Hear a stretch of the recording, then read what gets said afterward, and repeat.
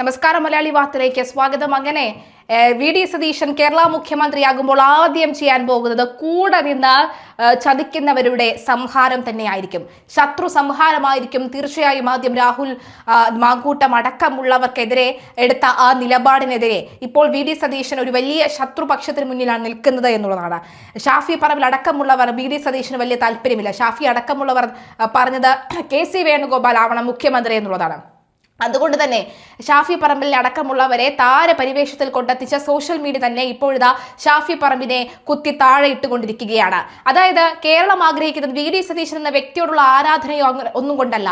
കേരളത്തെ ഇപ്പോൾ നിൽക്കുന്ന ഒരു കേരളത്തിൽ നിന്നും കൂടുതൽ വളരെ മികച്ചതാക്കി കൊണ്ടുവരാൻ വി ഡി സതീശന് കഴിയുമെന്നുള്ള അടിയുറച്ച വിശ്വാസം തന്നെയാണ് തീർച്ചയായും കേരള ജനങ്ങൾ വി ഡി സതീശനാകട്ടെ അടുത്ത മുഖ്യമന്ത്രി ഞങ്ങളെ ഭരിക്കേണ്ടതിൽ ഞങ്ങൾ തീരുമാനിക്കും, ഞങ്ങളുടെ നേതാവാകണം ആരാകണം, അല്ലെങ്കിൽ ഞങ്ങളുടെ മുഖ്യമന്ത്രി ആരാകണമെന്ന് ഞങ്ങൾ തീരുമാനിക്കും. അല്ലാതെ ഡൽഹിയിലുള്ള ഏതെങ്കിലുമൊക്കെ നേതാക്കന്മാരോ ഡൽഹിയിലുള്ള ഏതെങ്കിലുമൊക്കെ ആളുകളോ അല്ല തീരുമാനിക്കേണ്ടതെന്ന പാർട്ടി തിരുത്തിയ സമയമാണ് ഇപ്പോൾ ഉണ്ടാകുന്നത്.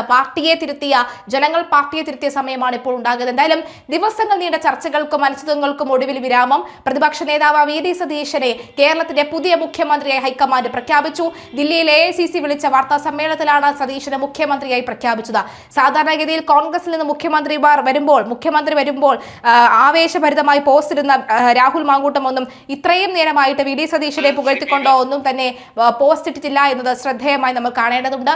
എന്തായാലും ഷാഫി പറമ്പിലിനെതിരെ രൂക്ഷമായ വിമർശനം ഇപ്പോൾ സമൂഹ മാധ്യമങ്ങളിൽ ഉയരുന്നുണ്ട് എന്നുകൂടി നമ്മൾ പരിശോധിക്കേണ്ടതുണ്ട്. എന്തായാലും ഷാഫി പറമ്പിലിനെതിരെ ഉയരുന്ന ആ ഒരു ആരോപണം അത് ശക്തമാണ്.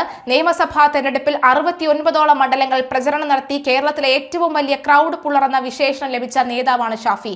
എന്നാൽ തെരഞ്ഞെടുപ്പ് ഫലം വന്നതിന് പിന്നാലെ ഉണ്ടായ മുഖ്യമന്ത്രി ചർച്ച മുതൽ ഷാഫി പറമ്പിലിനെതിരെ സമൂഹ മാധ്യമങ്ങളിൽ വിമർശനം ശക്തമാണ്. കെ.സി. വേണുഗോപാലിനായി പിന്തുണ തേടി എന്ന വാർത്ത പുറത്തു വന്നത് മുതലാണ് ഷാഫിക്കെതിരെ വിമർശനം ഉയർന്നത്.